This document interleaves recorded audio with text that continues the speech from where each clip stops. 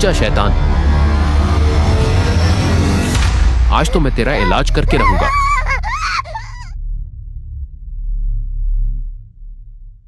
सईद भाई, मेरे बेटे को पता नहीं क्या हो गया है, हर वक्त इसे खाने को कच्चा गोश्त चाहिए। ये जिन्नात के बच्चों की शरारत लगती है। इसे मगरिब के बाद घर से बाहर ना निकलने दिया करो। इतना बड़ा कोई मसला नहीं है। तुम सुबह शाम इसे सूरह फलक और सूरह नास 3-3 मरतबा पानी पर दम करके पिलाओ, ये ठीक हो जाएगा। तो मतलब आपकी तरफ से मुझे इस अमल की इजाजत है पढ़ने की? क्या मतलब इजाजत? अल्लाह का कलाम है, कोई भी पढ़ ले, इसमें इजाजत का क्या ताल्लुक? कमाल है, मैंने तो हमेशा बड़ों से यही तरतीब सुनी है कि अमल की इजाजत हो तो फायदा होता है, वरना नहीं। ऐसी कोई बात नहीं। लगता है आपने बस जिन्नात के बच्चों को ही भगाया है बस। कभी किसी बड़े जिन से मुकाबला हुआ है? अभी तक तो नहीं हुआ, लेकिन होगा तो मैं देख लूंगा। सईद, बादशाह सलामत मामून रशीद की तरफ से आपको फौरी शाही महल तलब किया गया है। ठीक है, मैं बस अभी आया। बेटी फातिमा, अपना ध्यान रखना, अपनी अम्मी को ज्यादा परेशान मत करना। जरूर बादशाह ने किसी इमरजेंसी में बुलाया होगा। मैं फाले होकर फौरन घर वापस आऊंगा। ठीक है अबू जान।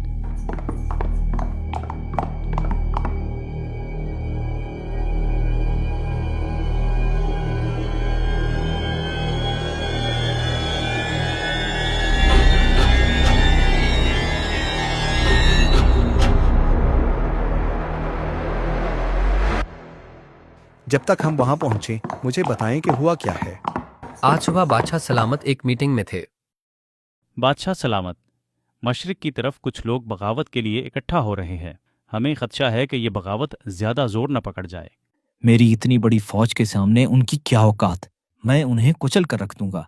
खबरदार बेटा मामून, ये हुकूमत सिर्फ अल्लाह के फजल से है, तुम्हारी फौज की तादाद से नहीं।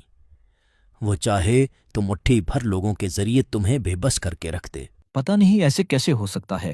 खैर, आप हमारे मुशीर खास हैं, मैं आपकी राय की इज्जत करता हूँ। इसके अलावा बताएं कोई और बात हो तो।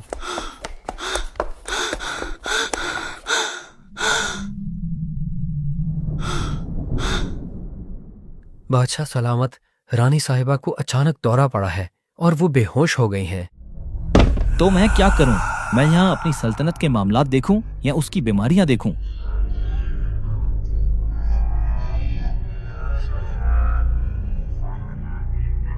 जान की अमान चाहूं तो एक बात अर्ज करूं बादशाह सलामत? बोलो। मुझे आपके साथ काफी साल हो गए हैं। मैंने आपको हमेशा रानी साहिबा की इज्जत करते हुए देखा और उनकी फिक्र करते हुए देखा है। लोग पूरी सल्तनत में आपकी मोहब्बत की मिसालें देते हैं। आज ये रंग मुझे आपका अपना नहीं लग रहा। तुम शायद सही कह रहे हो। आज की मीटिंग यहीं बर्खास्त होती है। मैं जाकर देखता हूँ रानी की तबीयत कैसी है। तुम जाकर सईद को बुला कर लाओ। फिर बादशाह सलामत रानी के कमरे की तरफ चले गए और मैं आपको लेने आ गया। बाकी आप खुद उनसे पूछिएगा।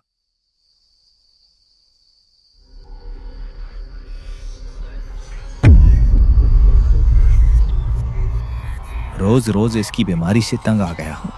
क्यों ना इसे मैं यहीं खत्म कर दूं और मामला खत्म हो जाए। मुझे कौन पूछ सकेगा? ओहो, ये मैं क्या कर रहा हूं?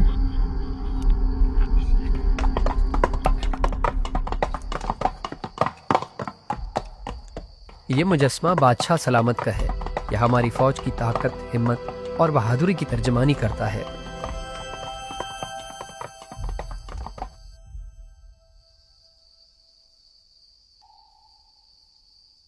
जी जनाब, हुक्म करें। मैं क्या खिदमत कर सकता हूं आपकी? सईद मेरे दोस्त, अच्छा हुआ तुम आ गए। मेरे साथ अजीब मामला हो रहा है। मुझे अपनी बीवी से बेइंतहा मोहब्बत थी, लेकिन पिछले कुछ दिनों से न जाने क्या हो रहा है कि आहिस्ता आहिस्ता मुझे उससे नफरत होती जा रही है और मेरे दिल में बार बार ये ख्याल आता है कि मैं उसे तलाक दे दूं और उसे निकाल दूं। आप पर्दा कराएं, मैं चलकर देखता हूं क्या मसला है। आजकल इस किस्म के मसाइल बहुत आम है। लगता है जिन्नात के बच्चे छेड़खानी करके आप दोनों के दरमियान फूट डाल रहे हैं, लेकिन फिक्र की बात नहीं। मैं इनको अभी पानी पर दम करके देता हूं। वो इन्हें भी पिला दें और आप भी पी लें। सुबह तक मामलात ठीक हो जाएंगे। वाह, कमाल है। मुझे तुम पर पूरा भरोसा था। आज रात तुम इधर ही रुक जाओ, तुम्हें सुबह शाही सवारी वापस ले जाएगी।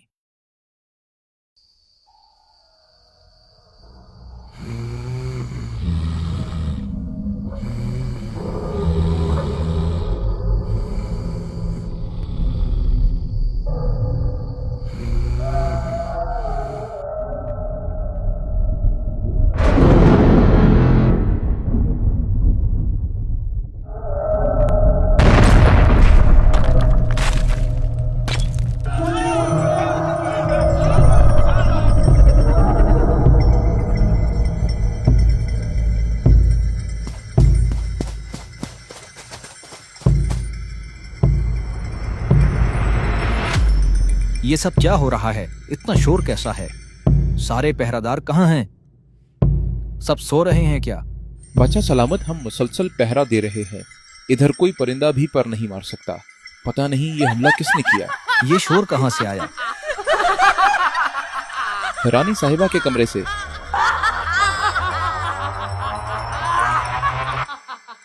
क्या तुम्हें सच में लगा कि तुम ये छोटे मोटे टोटके आजमा कर मुझे हरा दोगे?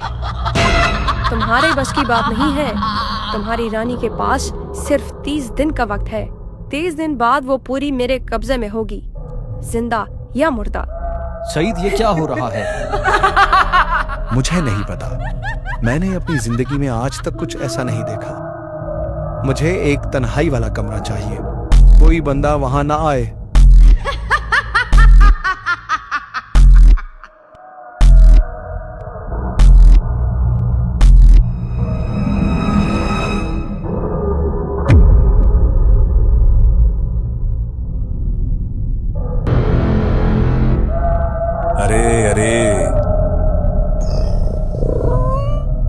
ये गरीब चलते चलते कहाँ आ गया?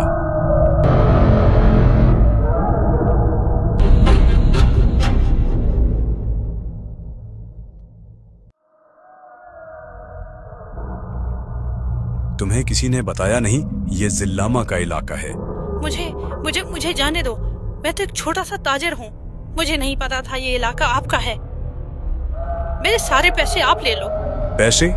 कभी सोचा है कि सांप डसता क्यों है? क्या उसे डसने के पैसे मिलते हैं? तुम ऊपर जाकर इस सवाल का जवाब सोचना।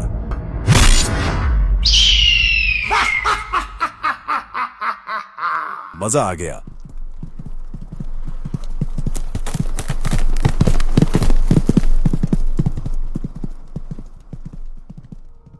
ये सामने कौन जा रहा है?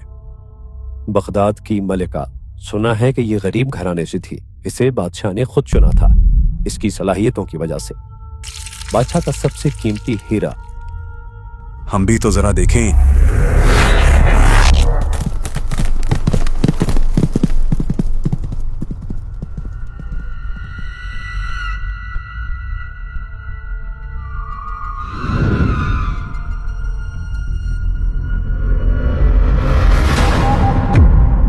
वाह, क्या खूबसूरती है। मैं तो उसके हुस्न का दीवाना हो गया हूं। मैं उसे अपनी रानी बना कर रहूंगा। तुम दोनों जाओ और मुझे रानी के बाल ला कर दो, बाकी मैं देख लूंगा।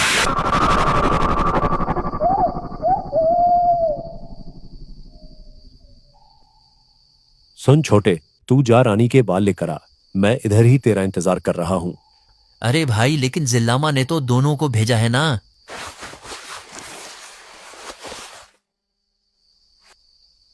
अच्छा, वैसे भी 2 बंदों की क्या जरूरत उधर। मैं बस यूं गया और यूं आया।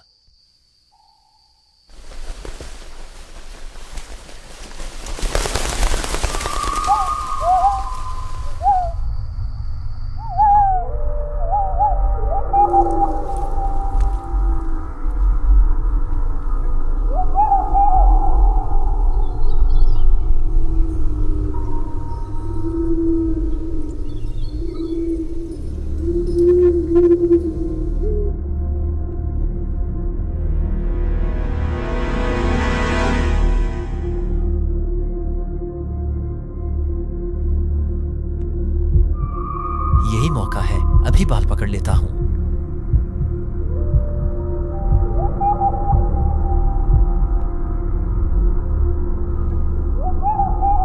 आऊज़ु बिल्लाहि मिनश शैतानिर रजीम।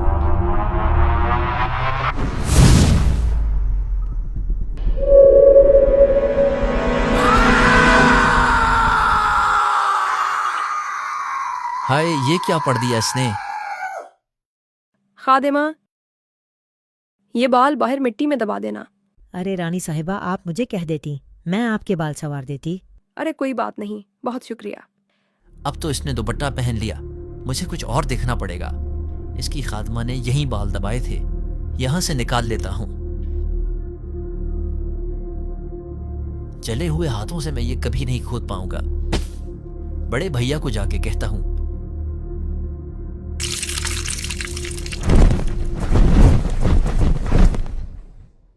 बड़े भैया, वो रानी बहुत बड़ी जादूगरनी है। उसने दुपट्टा पहनते हुए ऐसा मंत्र पढ़ा कि मैं जलते जलते बच गया। वो तो मैं बहादुर जिन था, उधर से फौरन भाग गया। कोई और होता तो जल जाता, लेकिन फिक्र की कोई बात नहीं। मुझे पता है इसने बाल जमीन में कहाँ छुपाए हैं। आप उसे जाकर निकाल लो।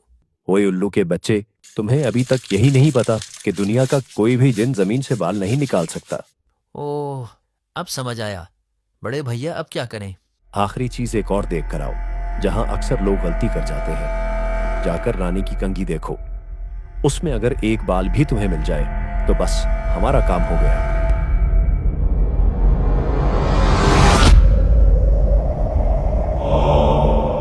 मालिक, मालिक, बाल मिल गया मालिक।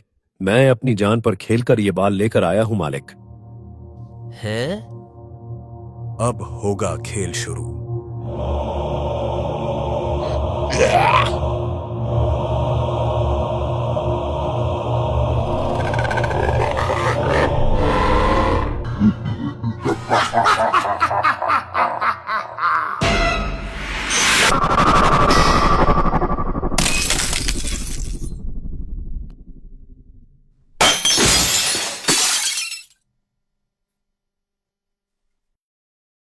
क्या जिल्लामा, उल्लू की शक्ल का जिन मेरी बीवी का दीवाना हो गया है? जी हाँ, मैंने जिंदगी में कभी किसी ऐसे जिन का मुकाबला नहीं किया। इंसानों का जादू एक तरफ, जन्नात का जादू इससे कहीं ज्यादा ताकतवर होता है। लेकिन तुमने तो सूरह फलक और नास पढ़कर दम की थी ना? बात दरअसल कुछ और है। मैं जब जवान था उस वक्त मैं एक बुजुर्ग के पास अक्सर जाया करता था, उनसे इल्म और हिकमत की बातें सीखता। जवान, तुम्हारे अंदर मखलूक की खैरखाही का जज्बा है। मैं चाहता हूँ मैं तुम्हें सूरह फलक और सूरह नास की खास इजाज़त दूँ, लेकिन उसके लिए तुम्हें एक इम्तिहान से गुजरना पड़ेगा। बाबा, सारी बातें आपकी ठीक है, लेकिन ये इजाज़त वाली बात मेरी अकल में नहीं आती। अल्लाह का कलाम है, कोई भी पढ़ ले, इसमें क्या? वो सामने देखो, वो बच्चा तीर चला रहा है। मुझे नहीं लगता वो किसी चिड़िया को भी मार पाएगा, लेकिन यही तीर जब वो फौजी चलाएगा तो वो एक शेर को ही मार सकता है। तीर तो तीर ही है ना, लेकिन असल फैसला इस बात से होता है कि कौन चला रहा है। अरे बाबा, तीर और चीज है, अमल और चीज है। मुझे लगा ही था तुम फकीर की बात बगैर दलील के मान लेते तो अच्छा था। जिल्लामा ही तुम्हें आकर बताएगा। हैं? इसका क्या मतलब? इस बात का मतलब आज समझ आया है। मेरे दोस्त, मेरी वजह से तुम भी इस मसले में फंस गए। तुम अगर चाहो तो पीछे हट सकते हो। मैं पीछे नहीं हट सकता। मुझे अभी कुछ देर पहले मेरी बीवी ने घर से पैगाम भेजा है कि मेरी बेटी की तबीयत सख्त खराब है। मेरे पास सिर्फ 30 दिन बाकी है। मेरे पास सिर्फ 30 दिन बाकी है। मैंने सुना है बसरा में एक नेक हस्ती है, मालिक बिन उबैद। मैं उनके पास जाता हूँ, उनसे अपना मसला अर्ज करता हूँ। यकीनन वो मेरी मदद जरूर करेंगे।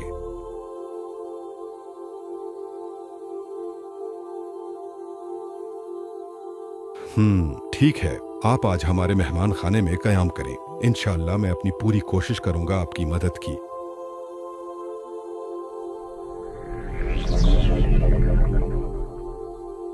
सहाबी बाबा, मेरी आपसे गुजारिश है कि आप इस परदेसी की मदद करें। बादशाह वक्त का कासिद है। जी जनाब, जैसे आपकी ख्वाहिश। मैं आपको 3 अमाल बता रहा हूं। आप जाते ही वो अमाल शुरू कर दें। पहला अमल यह है कि रानी के पुराने इस्तेमाल शुदा कपड़े लें जिस्म से लगा हुआ कपड़ा, शमीज या दुपट्टा वगैरह हो तो ज्यादा बेहतर है। इस कपड़े पर रोजाना अव्वल व आखिर 3 मरतबा दरूद शरीफ के साथ 11 मरतबा सूरह फलक और 11 मरतबा सूरह नास पढ़े। ये अमल 90 दिन तक करना है। 90 दिन के बाद वो कपड़े जलाकर उसकी राख पानी में बहा दे। या तो रानी खुद पढ़े या घर वाले, किसी को पैसे देकर ये काम नहीं करवाना। दूसरा अमल ये कि अल्लाह ताला की ये नाम या हकीमो या हन्नानो रोजाना हजारों की तादाद में खुला पड़े, हजारों की तादाद से कम ना हो। ये अमल भी 90 दिन तक करें। तीसरा अमल ये कि 90 दिन तक रोजाना हस्बे तौफीक सदका करना। सदका ऐसे गरीब लोगों तक पहुंचाना जरूरी है जो नमाज और जिक्र करने वाले हों। याद रखना, ये सदका और जिक्र मौकलात की ग़िज़ा है। अगर तुमने इसमें गफलत की तो मौकलात कभी भी मदद को नहीं आएंगे। तुम वापस पहुंचते ही ये अमल शुरू कर दो। जब तक ये अमल मुकम्मल नहीं होता तुम्हारी खास हिफाजत रहेगी। ना वो तुम्हारी बेटी का कुछ बिगाड़ पाएंगे और ना ही रानी का। और हाँ, तुम्हें अब मेरी खास इजाजत है और तुम मेरी निगरानी में हो। मालिक, आज 30 दिन पूरे हो गए हैं, क्यों ना रानी को उठाकर ले आए? चलो उसकी बेटी को भी ठिकाने लगाते हैं।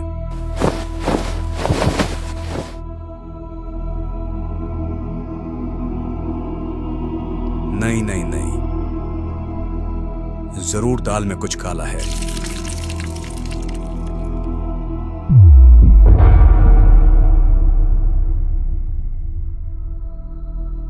मालिक, किले के चारों तरफ एक बहुत ताकतवर हिसार है, हम अंदर नहीं जा सकेंगे। वापस चलो, जंग की तैयारी करो। लेकिन मालिक, हमारी लड़ाई है किससे? पता नहीं, लेकिन जो भी है बहुत ताकतवर है।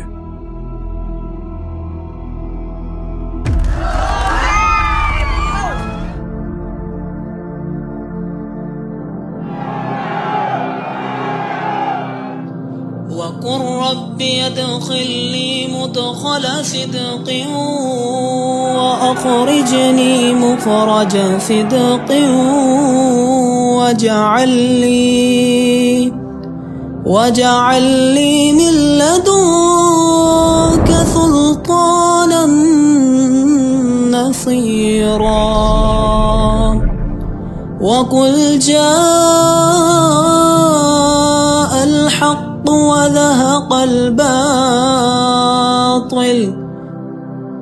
इन्नल बातिल कान ज़हूक़ा वनुनज़्ज़िलु मिनल क़ुरआनि मा हुवा शिफ़ाअun व रहमतुन लिल मुमिनीन वला यज़ीदु ज़ालिमीन इल्ला खसारा।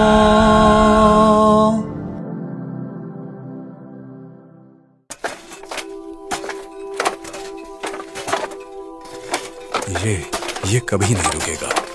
मैं नहीं होऊंगा तो कोई और आएगा।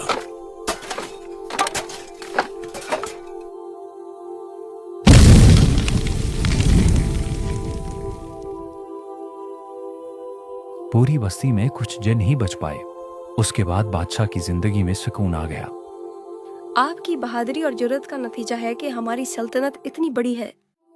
ये महज उस रब का करम है, वो चाहे तो मुट्ठी भर लोगों के जरिए बादशाह को बेबस कर दे। बादशाह ने सईद को एक मशकीज़ा भर के अशरफियां दी और उसमें से कुछ उन्होंने मुझे दे दी।